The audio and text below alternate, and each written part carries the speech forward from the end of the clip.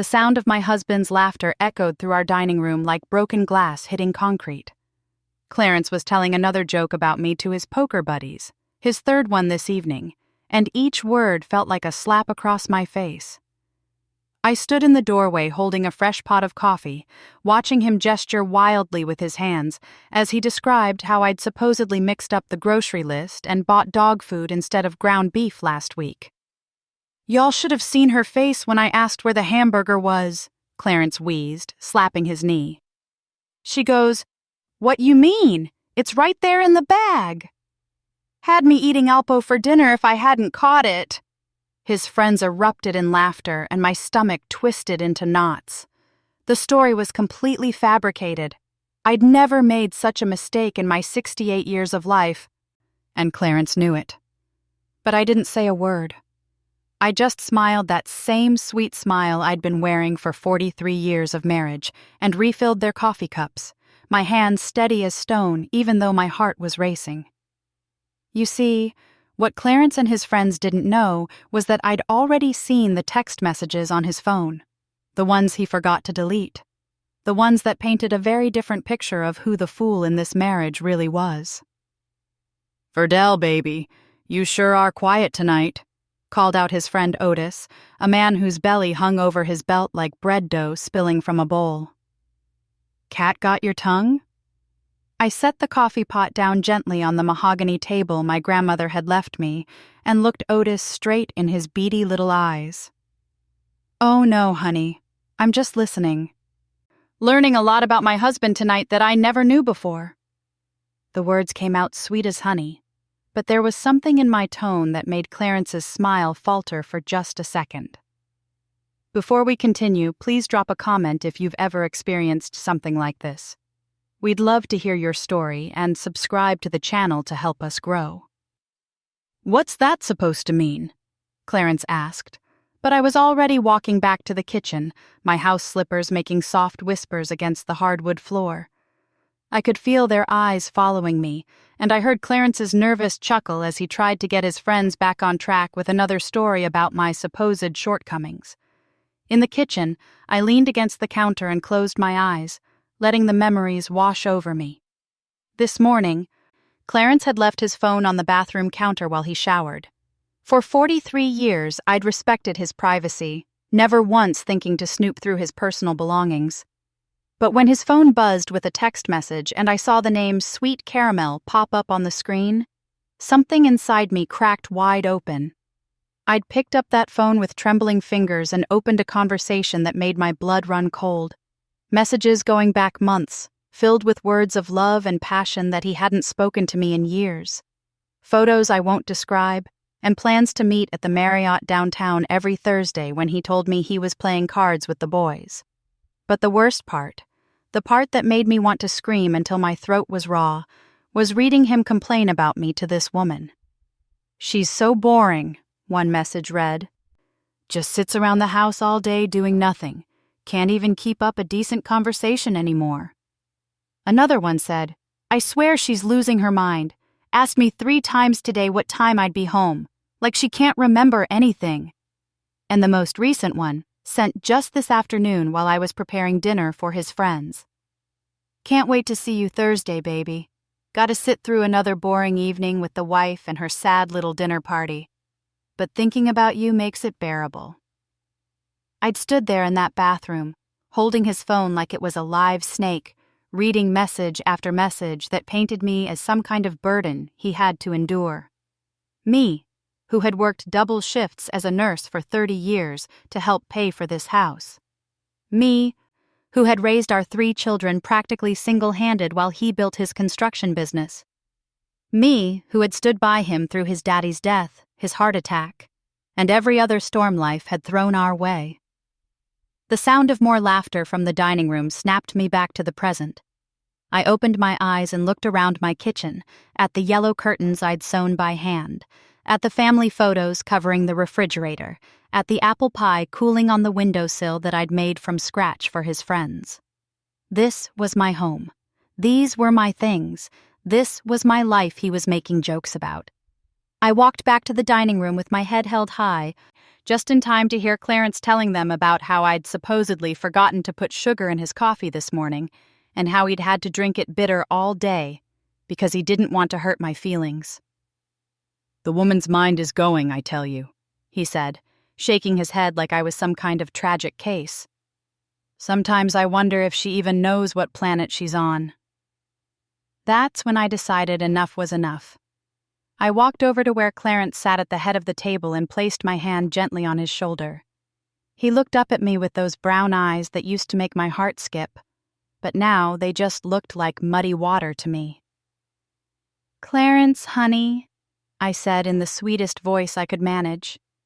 "Your phone's been buzzing in the bedroom. Sounds like it might be important. Maybe you should check it." His face went pale as fresh milk. "My phone? Mm-hmm. Been going off for the past few minutes. Might be work." I squeezed his shoulder a little tighter than necessary. "You know how you always tell me to let you know when Sweet Caramel calls." The silence that fell over the table was so thick you could have cut it with a butter knife. Clarence's friends looked confused, but Clarence himself looked like he'd seen a ghost. His mouth opened and closed like a fish gasping for air, and I watched a bead of sweat form on his forehead, despite the air conditioning running full blast. "Sweet, what now?" asked Jerome, another one of his poker buddies, a thin man with silver hair who always brought his wife flowers every Friday. "Oh, didn't Clarence tell y'all about his new friend?"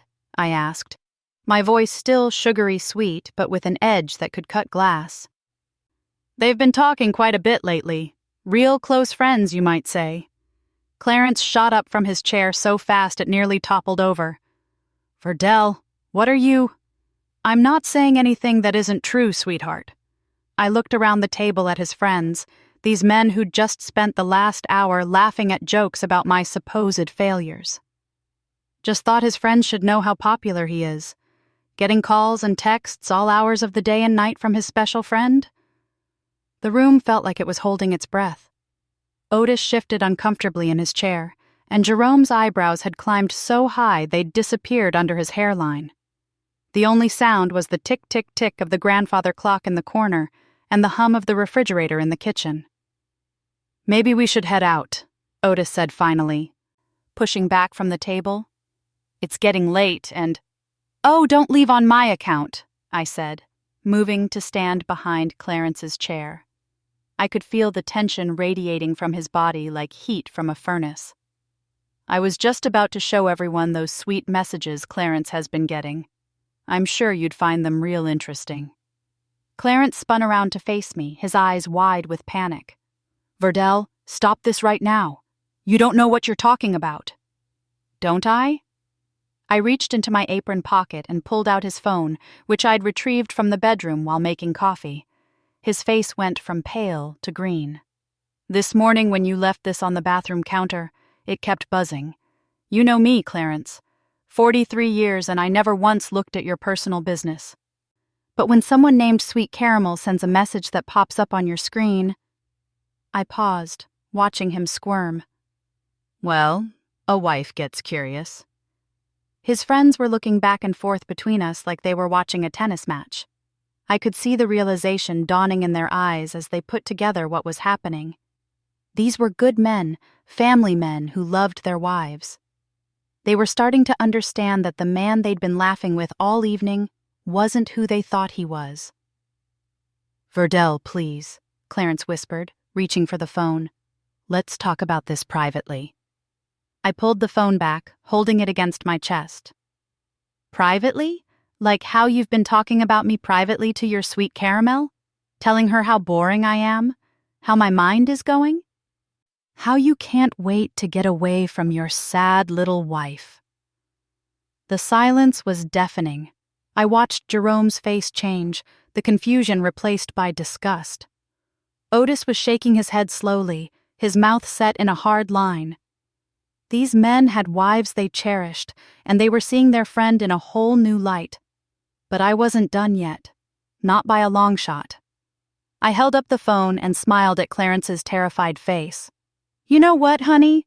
Since you love sharing stories about me so much, Maybe I should share some stories about you, starting with where you really go every Thursday night. That's when I saw her.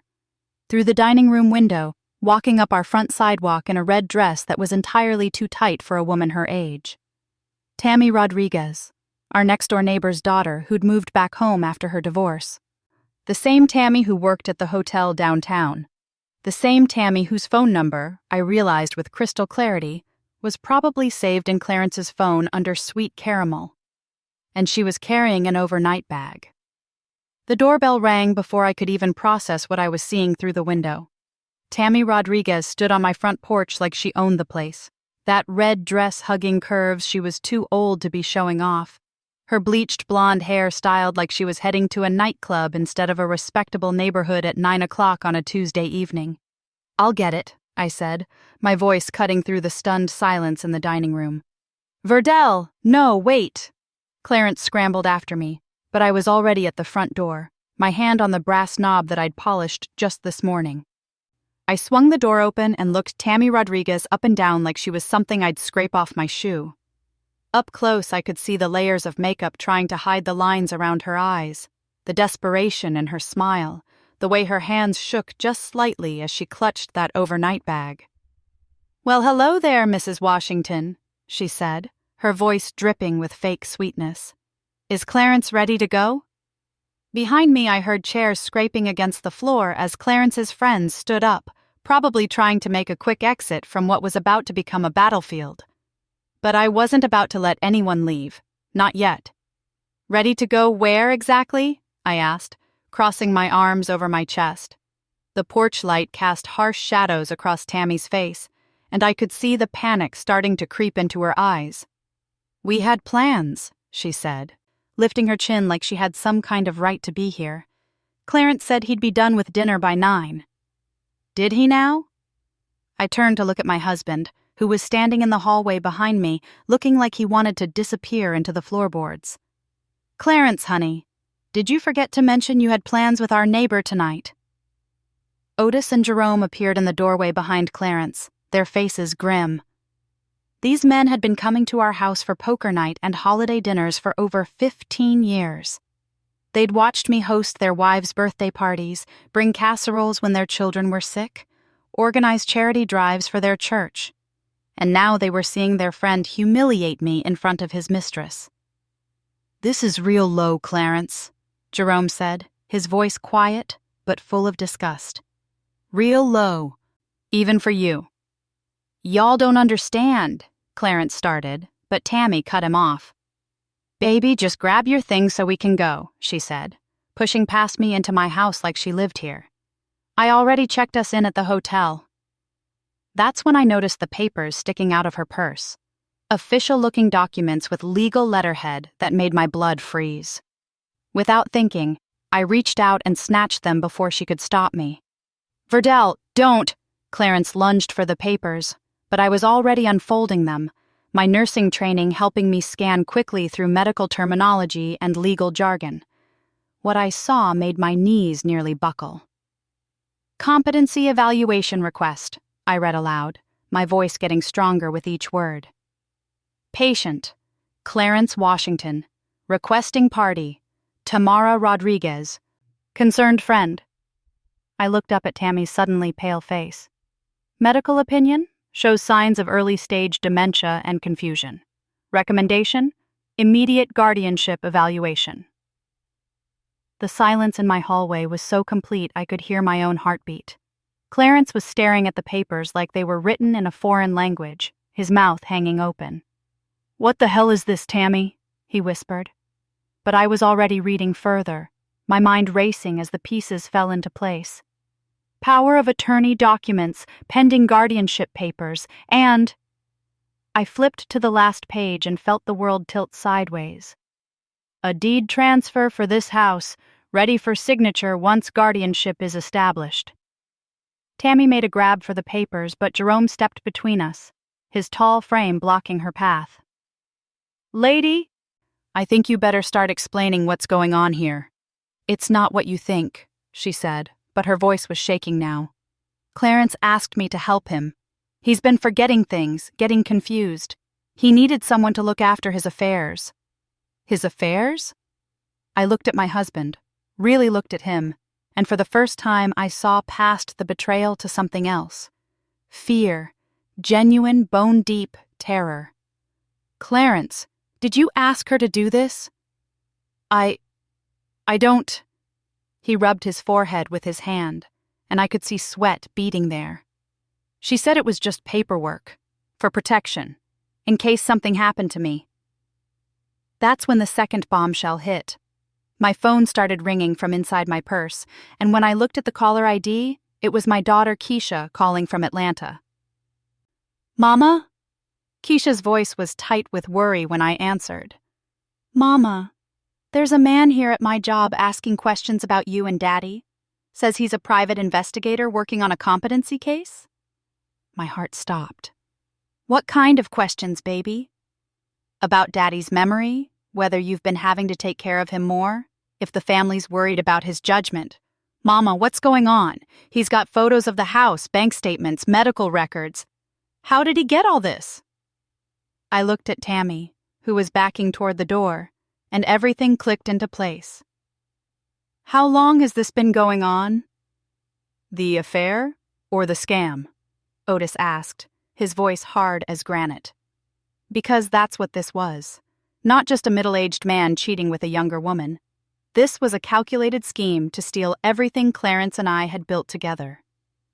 Tammy had seduced my husband, convinced him he was losing his mind, gotten him to sign papers he didn't understand, and was working with someone to have him declared incompetent so she could take control of his assets.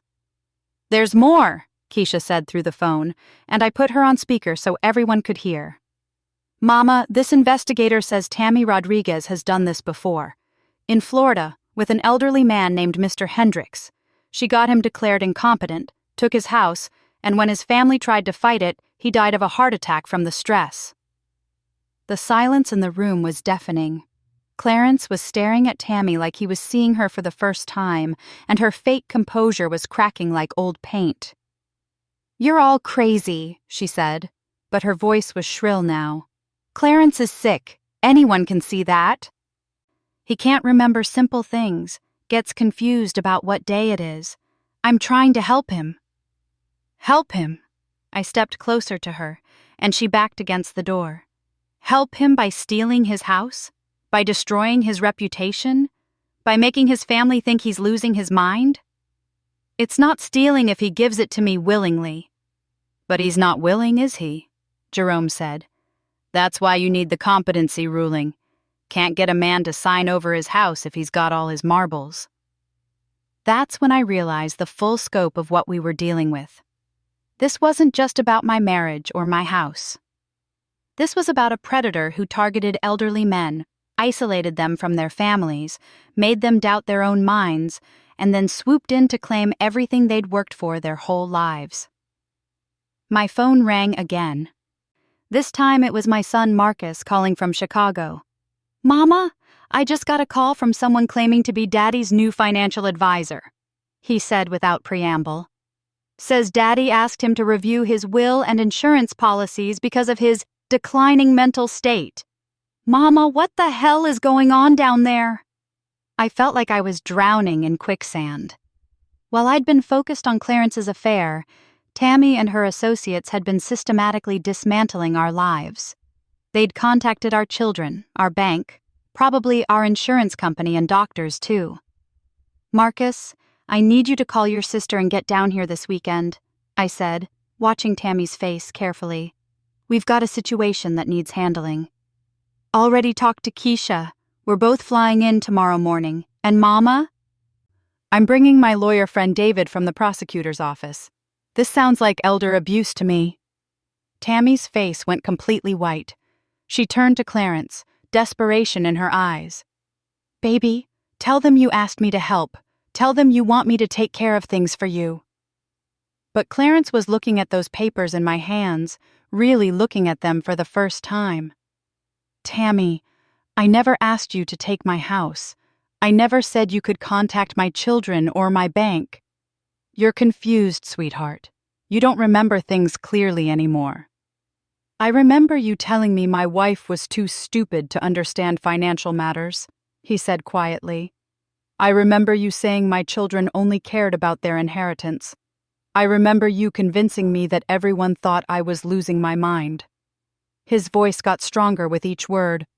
But I never, ever told you to steal my house. That's when I made my decision. I looked at Jerome and Otis, two men who'd known our family for decades, and I saw allies where I'd expected judgment. Gentlemen, I need witnesses, I said, holding up the papers. I'm calling the police, and I want everyone to see exactly what these documents say and how this woman obtained them. Tammy made one last desperate play. You don't understand what you're doing, Verdell. Clarence needs help, real help. And when the court sees how you've been neglecting him, how you've let his condition deteriorate. What condition? I snapped. The drinking, the memory lapses, the confusion. She pulled out her phone and showed me photos of Clarence that I'd never seen before. Pictures of him looking disheveled, confused, holding what looked like beer bottles. The court will see that you've been enabling his decline instead of getting him proper care. My blood turned to ice. She'd been documenting fake evidence, staging photos, building a case that would make me look like a neglectful wife who'd let her husband deteriorate rather than seek help. If this went to court, it wouldn't just be Clarence they declared incompetent. It would be both of us. And that's when I realized the most terrifying part of all. She wasn't just after our house. She was after everything. Our savings, our retirement accounts, our life insurance policies. She wanted to become our legal guardian, control every aspect of our lives, and there wouldn't be a damn thing our children could do to stop her. Because the photos on her phone? They were good. Professional quality images that told a convincing story of an elderly man spiraling into confusion and alcoholism while his wife looked the other way. The only problem was, I knew they were fake. But proving it in court against a woman who'd clearly done this before? That was going to be the fight of my life. 2 weeks later, I sat in the county courthouse wearing my best navy blue dress, the one I'd worn to my granddaughter's graduation, watching a lawyer I'd never met before argue that I was an unfit wife who'd let my husband deteriorate into incompetence. The courtroom smelled like old wood and fear, and every word that came out of Tammy's attorney's mouth felt like another nail in the coffin of my 43-year marriage. Your Honor, the slick-suited man said, pacing in front of the judge's bench like he owned the place. The evidence clearly shows that Mr. Washington has been suffering from progressive cognitive decline for months, while Mrs. Washington has either failed to notice or chosen to ignore the warning signs. He clicked a remote, and the wall-mounted screen filled with those awful photos Tammy had shown me. There was Clarence looking confused and disheveled, holding what appeared to be beer bottles, staring off into space like he didn't know where he was. In one particularly damning image, he seemed to be trying to put his shirt on backwards, while I supposedly stood in the background, turned away like I didn't care. These photographs, taken by Ms. Rodriguez out of genuine concern for Mr. Washington's well-being, show a pattern of neglect and enablement that puts both Mr. and Mrs. Washington at risk. I wanted to scream that every single photo was staged, that I'd never seen Clarence in those clothes, that the man in the pictures looked like my husband, but something was wrong about his face, his posture, everything. But my court-appointed attorney, a tired-looking public defender named Harrison, had already told me that without concrete proof the photos were doctored, they'd likely be admitted as evidence. Judge Martinez, a stern woman in her 50s with silver-streaked black hair, studied the images with a frown. Ms. Rodriguez, you say you've been documenting Mr. Washington's condition for how long? Tammy stood up in the witness box, wearing a conservative black suit that made her look like a concerned citizen instead of the predator I knew her to be. About 4 months, Your Honor. I first noticed changes when he started asking me the same questions repeatedly during our conversations. Then I observed him struggling with simple tasks like remembering where he parked his car or what day of the week it was. And what is your relationship to the Washingtons? I'm a neighbor and family friend. When I noticed these changes, I felt it was my duty to step in before someone got hurt. My son Marcus squeezed my hand from where he sat beside me in the gallery. He'd flown in from Chicago the day after that confrontation at my house, bringing with him David Chen, a prosecutor friend who specialized in elder abuse cases. But David wasn't licensed to practice in our state, so all he could do was advise Harrison and watch this travesty unfold. "Mrs. Washington," Judge Martinez said, turning to me, "you've heard Miss Rodriguez's testimony about your husband's condition. Do you dispute her observations?" I stood up slowly, my legs shaky but my voice strong. "Your Honor, every word she said is a lie. My husband isn't suffering from dementia or any other mental condition.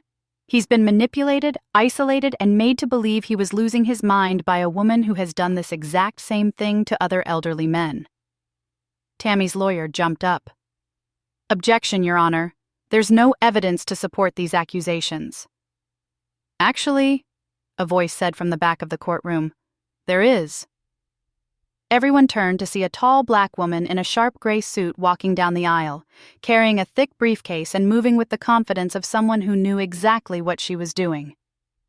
She had natural gray hair cut in a stylish bob and the kind of presence that made the whole room sit up straighter. "Your Honor, I'm Attorney Angela Foster from the Florida State Attorney's Office. I apologize for the interruption, but I have information pertinent to this case." Judge Martinez raised an eyebrow. "This is highly irregular, Counselor. What's your interest in these proceedings?" "Your Honor, the defendant in this case, Tamara Rodriguez, is currently under investigation in my state for a nearly identical scheme involving an elderly man named Robert Hendricks. Mr. Hendricks died of a heart attack while fighting the same guardianship petition we're seeing here today." The courtroom erupted. Tammy's face went white as paper, and her lawyer started shuffling through his files like he was looking for an escape hatch. Judge Martinez banged her gavel hard enough to make the walls shake. "Order! Ms. Foster, approach the bench immediately." I watched in amazement as this woman I'd never seen before handed Judge Martinez a stack of documents. Marcus leaned over and whispered, "Who is she? How did she even know about this case?" The answer came from an unexpected source. Behind us, I heard the familiar voice of Pastor Williams from our church. "Sister Verdell, that's Robert Hendricks's daughter Angela. She's been tracking this woman for 2 years." I turned around to see not just Pastor Williams, but what looked like half our congregation filling the courtroom gallery. There was Sister Morrison with her 4 daughters, Brother Jackson from the men's ministry, the entire church choir still wearing their practice robes, and dozens of other faces that had been part of my life for decades.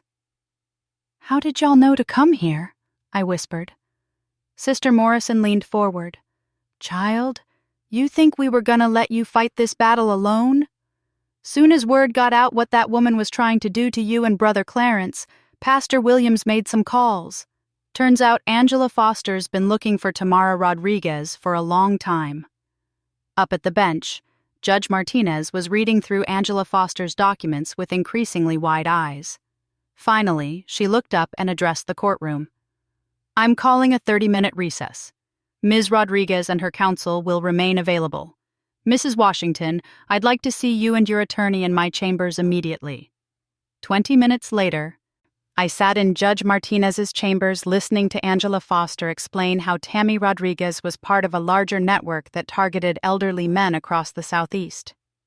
They'd identified at least 12 victims over the past 5 years, all following the same pattern: seduce lonely older men, isolate them from family, document fake evidence of mental decline, and petition for guardianship to gain control of their assets.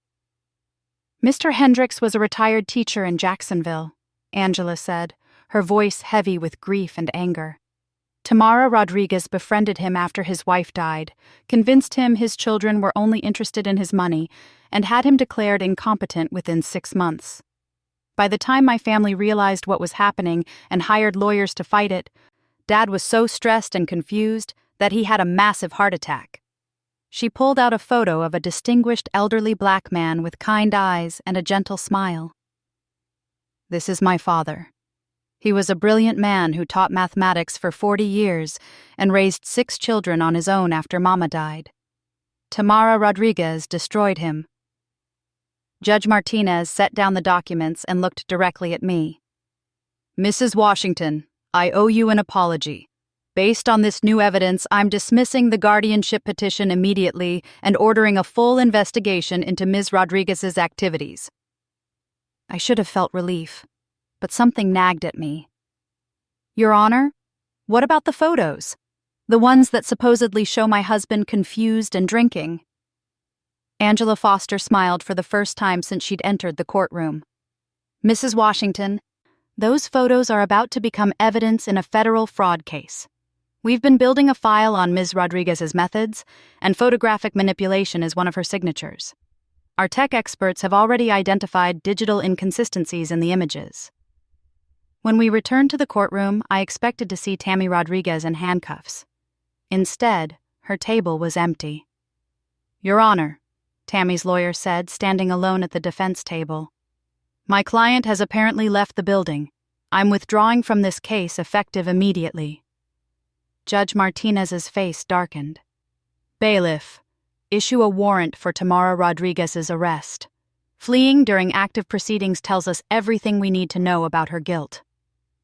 But I knew Tammy wasn't going to be caught easily.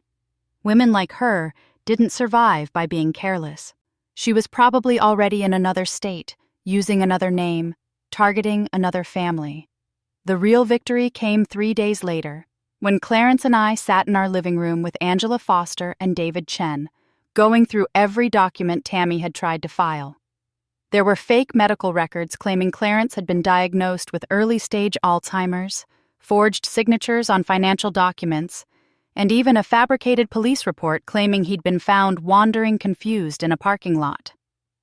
The depth of this fraud is staggering, David said, shaking his head. She created an entire false narrative about your husband's mental state and your negligence as a caregiver. Clarence, who'd been quiet through most of this ordeal, finally spoke up. Verdell, I owe you more than an apology. I let that woman convince me that I was losing my mind, that you didn't love me anymore, that our children were just waiting for me to die so they could inherit our money. I looked at my husband, really looked at him, and saw something I hadn't seen in months. Clarity. The confusion and fear that had been clouding his eyes was gone, replaced by shame and determination. How did she do it, Clarence? How did she make you doubt 43 years? He rubbed his forehead, a gesture I now recognized as genuine exhaustion rather than confusion. She started small. Little comments about how you seemed tired all the time, how maybe I was becoming a burden to you. Then she'd ask me the same question twice and act surprised when I answered it again, like I'd forgotten we'd already talked about it. Gaslighting, Angela said. Classic manipulation technique. Make the victim doubt their own memory and perception. The drinking? I asked, because I needed to understand everything. She'd bring me beer when we talked, said it would help me relax. Then she'd take pictures when I wasn't paying attention, making it look like I was drunk or confused. His voice broke. Verdell, I haven't had a drink in 20 years, you know that. I did know that. Clarence had given up alcohol when our youngest son was born, said he wanted to be the kind of father who was present for every moment. That should have been my first clue that something was wrong with those photos.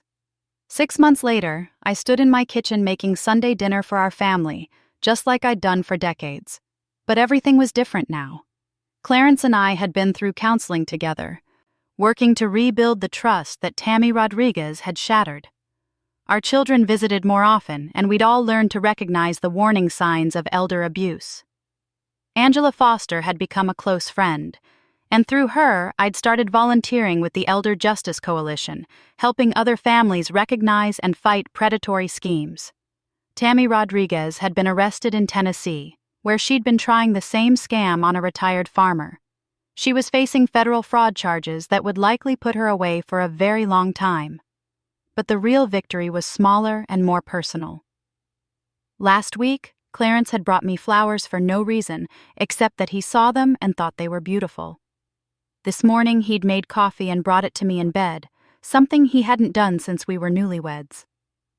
As I seasoned the chicken for dinner, I thought about that awful night when I'd discovered his text messages. The pain of betrayal had nearly destroyed me, but it had also revealed a strength I didn't know I possessed. When everything I'd built was threatened, I'd fought back with everything I had. And I'd won. Thanks for listening. Don't forget to subscribe and feel free to share your story in the comments. Your voice matters.